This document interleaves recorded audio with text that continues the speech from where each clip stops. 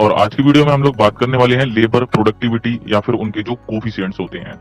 बहुत सारे इंजीनियर्स की बहुत टाइम से डिमांड थी कि लेबर प्रोडक्टिविटी को लेके एक वीडियो बनाया जाए जिसमें हमारे सिविल इंजीनियर्स अंडरस्टैंड कर सकें कि जो कंस्ट्रक्शन में होने वाली जो हमारी मेन एक्टिविटीज हैं तो उनमें बेसिकली हमारी लेबर का क्या कोफिशिएंट है। यानी कि वो लोग प्लानिंग कर सकें, अपनी शेड्यूलिंग कर सकें कि कोई भी एक्टिविटी अगर उनके कंस्ट्रक्शन में इन्वॉल्व हो रही है तो उसको कितने दिन में पूरा किया जाए और हमारी लेबर कितनी उसमें लगाई जाए। तो सबसे पहले मैं बता दूं, इसमें जो अभी आप ये डेटा देख रहे हैं तो ये बेसिकली आपके कोफिशिएंट्स हैं और ये सभी कोफिशिएंट्स का जो रेफरेंस है, एक तो हमने लिया है सीपीडब्ल्यूडी का डीएआर और इसके जो वॉल्यूम 1 एंड वॉल्यूम 2 दोनों के रेफरेंसेस का मैंने यूज किया है और एक आपका जो मेन आईएस कोड है, recommendation for labour output constant IS 7272, तो इसके रेफरेंस के बेसिस पर मैंने ये एक्सेल की सीट तैयार की है। और इस एक्सेल की सीट से बहुत सारे सिविल इंजीनियर्स अपने यूज में ले सकते हैं, जैसे कि प्रोजेक्ट प्लानिंग, आपकी कॉस्टिंग में जो रेट एनालिसिस होता है और लेबर रिकंसिलिएशन, जो आपके पीआरडब्ल्यू के कॉन्ट्रैक्ट होते हैं यानी कि पीस रेट वर्क के, तो उनके जितने भी ये काम है ये सीट उनके लिए डेफिनेटली काम आएगी। और इसी सीट के बेसिस पे हम एक कैलकुलेशन भी करेंगे जो हमारी प्रोडक्टिविटी की कैलकुलेशन है कि अगर हमारा कोई भी काम है, जैसे ये देखिए आपका कॉलम है, उसकी हमारी क्वांटिटी कितनी है उस प्रोजेक्ट के लिए या फिर पर्टिकुलर किसी फ्लोर में, तो उसमें हमारे मैसन कितने लगेंगे, लेबर कितने लगेंगे, कितने दिनों के लिए हम प्लान कर रहे हैं, तो उसके हिसाब से हमारी कितनी टीम उसमें या फिर जो मैन पावर है इन्वॉल्व होगी। तो इन सारी चीजों के बारे में हम लोग आज बात करने वाले हैं।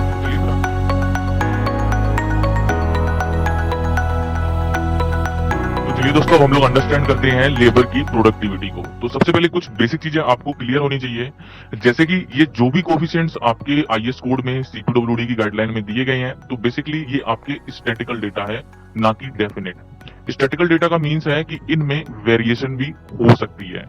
वो डिपेंड करेगा, अगर आपका क्वांटम ऑफ वर्क ज्यादा है तो मे भी हो सकता है आपका जो ये लेबर के कोफिशिएंट है ये कम हो जाए, और वहीं कोई रिपेयर जॉब है या फिर आपका क्वांटम ऑफ वर्क कम है, लेसर साइड में है, तो उस केस में ये कोफिशिएंट हायर साइड में भी हो सकते हैं। दूसरी चीज ये समझना है सिविल इंजीनियर को, अगर कभी भी कोई भी प्लानिंग करनी है तो वो एक कंसोलिडेटेड पार्ट को लेके करे। अब जैसे कि मान लीजिए कि ये एक ड्राइंग है और ये एक प्रॉपर एक टावर का पूरा फ्लोर है और इस फ्लोर प्लान में आपकी डिफरेंट डिफरेंट एक्टिविटीज हैं, जैसे कि आपका ब्रिकवर्क हो गया, इंटरनल प्लास्टर हो गया, ब्रिकवर्क में आपका फुल ब्रिकवर्क भी है 230 mm का, और इंटरनल वॉल्स आपकी हाफ ब्रिकवर्क भी है, इसमें फ्लोरिंग है जैसे आईपीएस फ्लोरिंग, टाइल फ्लोरिंग। तो ये डिफरेंट डिफरेंट आपकी एक्टिविटीज होती हैं। तो आपको बेसिकली प्लानिंग कैसे करनी है कि ओवरऑल फ्लोर प्लान पर यानी कि कंसोलिडेटेड क्वांटिटी पे प्लान करना है। तो इस फ्लोर प्लान में होने वाली जितनी भी एक्टिविटीज हैं तो उनकी एक लंप सम टोटल क्वांटिटी निकाल लेनी है। तो इसके लिए एक छोटा सा एग्जांपल से हम समझने की कोशिश करेंगे। मैं मान लेता हूं ये मेरा एक फ्लोर प्लान है या कोई भी एक ड्राइंग है, तो इसमें जो मेरा टोटल ब्रिकवर्क है, एक एजम्पशन ले लेते हैं कि सपोज मान लेते हैं 250 क्यूबिक मीटर ब्रिकवर्क है मेरा इस फ्लोर प्लान में। तो उसके लिए अगर मुझे प्लानिंग करनी है तो कैसे करनी होगी। अब देखिए, इसमें जो हमारा मेसनरी वाले केस में आप जाओगे तो 230 mm ब्रिकवर्क के लिए जो कोफिशिएंट है हमारा मेसन का है 0.94 और लेबर के लिए 3.34 पर क्यूबिक मीटर में, क्योंकि ये मैंने 1 क्यूबिक मीटर के लिए कोफिशिएंट दिया हुआ है और ये सुपर स्ट्रक्चर वर्क के लिए है अबव प्लिंथ लेवल। तो ये वाले जो कोफिशिएंट हैं आपको लेकर जाने हैं आपकी अपनी इस कैलकुलेशन में। तो यहाँ पर मैं मान लेता हूँ 250 क्यूबिक मीटर मेरा जो ब्रिकवर्क है और इससे जैसे मैं क्वांटिटी यहाँ पर पुट कर रहा हूँ तो ये यहाँ पर कैलकुलेशन हो रही है, यानी कि इनका मल्टीप्लाई हो रहा है। तो इसमें ये बता रहा है कि आपकी 235 मैसन लगेंगे और 834 लेबर लगेगी 250 क्यूबिक मीटर ब्रिकवर्क को करने के लिए। अब बात ये आ जाती है कि इस फ्लोर पे जो आपका काम है वो आप कितने दिन में खत्म कराना चाहते हैं। यानी कि अगर मैं मान लेता हूँ ये मेरा जो काम है 30 दिन के लिए मैं प्लान करता हूँ, 30 डेज के लिए, तो आपको 8 मैसन और 28 लेबर लगानी पड़ेगी और उसमें आप टीम कितनी डालना चाहते हो, यानी कि इनको भी आपको फिर सेग्रीगेट करना है। यानी कि आप कभी भी इसमें जैसे मैशनरी का काम कराओगे तो हो सकता है आप एक टीम इस वाले एरिया में लगा दो, एक टीम यहाँ पर लगा सकते हैं, एक टीम यहाँ पर लगा सकते हैं। तो वो टीम को भी आप यहाँ से डिवाइड कर सकते हैं। सपोज मैं मान लेता हूँ मुझे 4 टीम डालनी है, तो मुझे एक टीम के साथ में 2 मैसन और 7 लेबर लगानी पड़ेगी। तो ये बेसिकली एक फंडामेंटल कॉन्सेप्ट है और यहीं पर अगर मैं इनके डेज को कम कर देता हूँ, सपोज मैं यहाँ कर देता हूँ 20 दिन, तो ये कोफिशिएंट्स ऑटोमेटिकली आपके बढ़ जाएंगे, आपकी लेबर की जो कंपोनेंट है वो टीम के केसेस में वो इंक्रीज हो जाएगा। सेम एक और एग्जांपल लेके चलेंगे इसी फ्लोर के लिए। सपोज मैं मान लेता हूँ इंटरनल प्लास्टर के लिए मुझे वर्किंग करनी है और इंटरनल प्लास्टर की क्वांटिटी इस फ्लोर प्लान में मैं मान लेता हूँ 3500 स्क्वायर मीटर है। तो 3500 स्क्वायर मीटर के लिए हमें क्या करना होगा, हमें वापस अपनी कोफिशिएंट वाले फैक्टर वाली सीट पे जाना पड़ेगा। अब जैसे कि अब यहाँ पर देखोगे इंटरनल प्लास्टर 12 से 15 mm के लिए जो आपका मैसन है पर स्क्वायर मीटर के लिए 0.08 और जो लेबर है वो 0.26 स्क्वायर मीटर लग रही है। अब देखिए, इसमें प्लास्टर में होने वाली हर एक छोटी से छोटी और बड़ी से बड़ी एक्टिविटीज इंक्लूड है, चाहे वो आपका क्यूरिंग हो, चाहे आपकी वो क्लीनिंग हो, चाहे वो आपकी हैकिंग हो, चाहे आपकी जो चिकन वायर मैश की फिक्सिंग हो, वो सभी चीजें आपकी इसमें इंक्लूड है। तो इसकी कैलकुलेशन को अंडरस्टैंड करते हैं कि सेम कोफिशिएंट मैं यहाँ पर लेके आता हूँ और मैंने क्वांटिटी मान ली 3500 स्क्वायर मीटर। तो अब यहाँ पर आप देख सकते हैं जब ये हमारा कैलकुलेशन हो रही है तो 263 मैसन और 910 लेबर हमें इसमें लगानी पड़ेगी, जिसमें हमारी सारी एक्टिविटीज इंक्लूड है। अब ये काम हम कितने दिनों में खत्म करना चाहते हैं इस फ्लोर का? मैं मान लेता हूँ मुझे 25 दिन में काम खत्म करना है। अगर आपको ये काम 25 दिन में खत्म करना है तो 11 मैसन 36 लेबर आपको डेली लगानी पड़ेगी। अब इन्हीं को अगर मैं और बाइफरकेट करना चाहता हूँ, सपोज मैं 2 टीम डालना चाहता हूँ, तो 5 मैसन 18 लेबर के साथ में आपको 2 टीम वहां पर डालने लगेंगी। कुछ इसमें जो आपके जो लेबर है वो मटेरियल शिफ्टिंग में इंक्लूड होगी, कुछ आपकी मटेरियल के मिक्सिंग में होगी, और कुछ जो स्कैफोल्डिंग वगैरह का काम है वो सारे कंपोनेंट के जो फैक्टर हैं वो आपके इंटरनल प्लास्टर में इंक्लूड है। तो इसी के बेसिस पे ये जो आप सीट देख रहे हैं ये प्रॉपर मैंने कैलकुलेट की हुई है। एक और एग्जांपल ले लेते हैं। तो अगला एग्जांपल हम लेंगे शटरिंग का। मान लेता हूं ये मेरा एक फ्लोर प्लान है और इसमें हमें कॉलम की शटरिंग के लिए एक प्रोडक्टिविटी कैलकुलेट करनी है। तो इस फ्लोर टू फ्लोर स्लैब में उस कॉलम में आने वाली टोटल शटरिंग कितनी है, यानी कि इसमें जितने भी कॉलम है तो उन सब की आप एक शटरिंग कैलकुलेट कर लीजिए और उस क्वांटिटी को हम लोग लेके चलेंगे हमारी कैलकुलेशन की सीट में। तो यहाँ पर आप देख सकते हैं कि इसमें जो कॉलम शटरिंग का जो सबसे पहले हमारा फैक्टर है, पहले उसको हम चेक करेंगे। यहाँ पर मैंने दिया हुआ रेक्टेंगुलर कॉलम पेडिस्टल शटरिंग। तो 1 स्क्वायर मीटर के लिए जो आपका कारपेंटर है वो 0.18 और जो उसके लिए हेल्पर यूज होंगे वो आपके होंगे 0.3। तो इसी फैक्टर को हम यूज करेंगे। तो चलिए हम चलते हैं कॉलम की शटरिंग की कैलकुलेशन हमारी कैसे की जाए। अब यहाँ पर जो एक सिविल इंजीनियर को थोड़ा दिमाग लगाने की जरूरत है, जैसे कि मैं आपको बता देता हूँ। आप इस वाले फ्लोर प्लान में देखिए, ये बेसिकली यहाँ पर 2 पार्ट हैं। अगर बात की जाए तो ये एक स्लैब आपकी एक टाइम पर डाली जा सकती है और इस पार्ट की स्लैब एक टाइम पर डाली जा सकती है। तो यानी कि 2 टीमें इसमें आसानी से इन्वॉल्व हो सकती हैं। अब आपको समझना क्या है कि जो प्रोडक्टिविटी का केस है तो उसको कैसे कैलकुलेट करना है। कि मैं मान लेता हूँ फॉर एन एग्जांपल मेरा इस फ्लोर प्लान में जो एंटायर कॉलम की शटरिंग मैं मान लेता हूँ 750 स्क्वायर मीटर है। अब इसके लिए इसने बता दिया हमें कैलकुलेट करके कि आपको 131 कारपेंटर और 225 हेल्पर लगाने पड़ेंगे। अब जो आपकी स्लैब का साइकिल है तो कोई जरूरी नहीं है कि इस स्लैब के साइकिल को आप 15 दिन में ही पूरा कर लें। ये 25 दिन 30 दिन जैसी आपकी स्पीड हो साइट पे, जैसी रिक्वायरमेंट हो, जैसी डिमांड हो स्लैब के साइकिल के रोटेशन की, तो उसके हिसाब से इसको देखना होगा।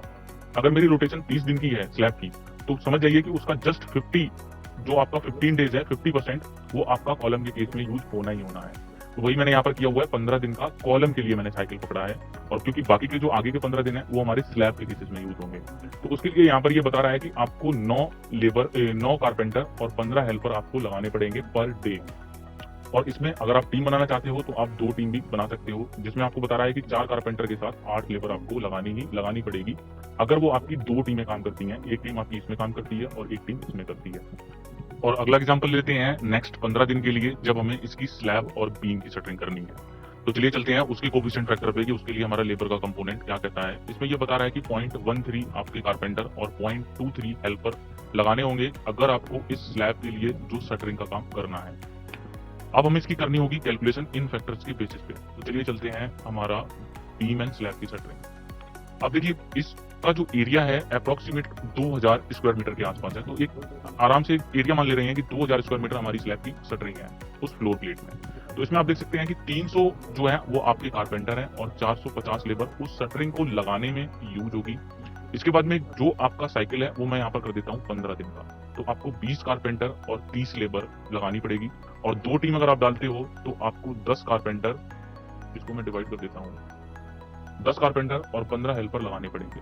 अब एक चीज यहाँ पर आप अंडरस्टैंड कर लीजिए, इसमें जो भी आपका काम है यानी कि जब से बीम का बॉटम आपका लगाना स्टार्ट होता है और वहां से जो पूरा साइकिल आपका जाएगा, यानी कि रेनफोर्समेंट स्टील के डाउन होने के बाद में जब आपकी आउटर साइड भी लगाई जाती है, यानी कि इसमें जो आउटर साइड हमारी जो द्वितीय बीम की वो सबसे लास्ट में लगती है, तो वो तभी लगेगी जब आपका रेनफोर्समेंट स्टील का जब डाउन हो जाएगा। तो वो सारी चीजों की कंसिडरेशन करके ये वाले जो कंपोनेंट के फैक्टर हैं आपके कंसिडर किए गए हैं। और वहीं ये जो कॉलम के केसेस में जब आपका कॉलम कास्ट होता है साइड पे तो तब भी आपका एक कारपेंटर या हेल्पर वहां पर खड़े रहते हैं। तो वो प्रोडक्टिविटी भी इसमें इन्वॉल्व है, क्योंकि कॉलम के कास्टिंग होने के बाद में कॉलम कहीं खुल ना जाए या उसका प्लम्ब करना हो, तो ये सारी चीजों की कंसिडरेशन करके इसमें आपके जो फैक्टर हैं मैन पावर के ये कंसिडर किए गए हैं। तो दोस्तों जैसा कि आप लोगों ने देखा कि जो एक कैलकुलेशन है प्रोडक्टिविटी की कैसे की जाती है, क्योंकि आज की जो लिस्ट है ये बहुत बड़ी है, अगर मैं इन सारी चीजों के बारे में बताऊंगा तो बहुत ज्यादा टाइम हो जाएगा। तो कोई एक एग्जांपल और ले लेते हैं, सपोज कोई एक पेंटिंग का काम ले लेते हैं। सपोज मान लीजिए कि मुझे ओबीडी पेंट का काम कराना है, जो हमारा एक बहुत कॉमन पेंट होता है हमारे प्रोजेक्ट्स में। तो इसके फैक्टर को आप देख सकते हो 0.54 और 0.050 है। तो इसको भी मैं बता देता हूँ इसको कैसे कैलकुलेट करना होगा। ओबीडी के कैलकुलेशन पे चलते हैं, कहाँ पर दिखाई हुई है ओबीडी का पेंट, यहाँ पर लिया हुआ है। सपोज कोई स्टेयर केस है या कोई कॉमन एरिया है जहां पर हमें अगर ओबीडी पेंट कराना है, और उसमें जो हमारी टोटल क्वांटिटी है वो कितनी है, 750 स्क्वायर मीटर है, ये हमने कैलकुलेट कर ली। तो आप इसमें देख सकते हो जब कैलकुलेट करोगे तो 41 पेंटर और 38 हेल्पर यहाँ पर हमें दिखा रहा है। वो काम आपको कितने दिन में खत्म कराना है, सपोज मैं मान लेता हूँ वो काम मुझे 10 दिन के अंदर खत्म कराना है, तो 4 पेंटर 4 हेल्पर आपको उस काम के लिए डालने पड़ेंगे।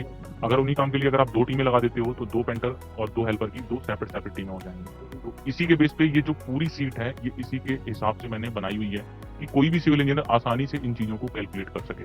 अब जैसे कि आपका स्टोन फ्लोरिंग है, एक छोटा सा एग्जांपल ले रहे हैं हम लोग। अब स्टोन फ्लोरिंग के केस में जो आपका स्टेयर केस एंड राइजेज में सपोज मान लीजिए कोटा लग रहा है या कोई ग्रेनाइट है या कोई भी स्टोन है, क्योंकि उसको लगाने की कॉस्ट उतनी ही होती है क्योंकि हैंडलिंग या उसका जो एक मेथोलॉजी है वो सेम है। बस उसमें होता क्या है कि जो पॉलिशिंग एंड रबिंग के केस में जो आपके इटालियन या इंपोर्टेड मार्बल होते हैं तो ये एक्टिविटी आपकी और ऐड हो जाती है।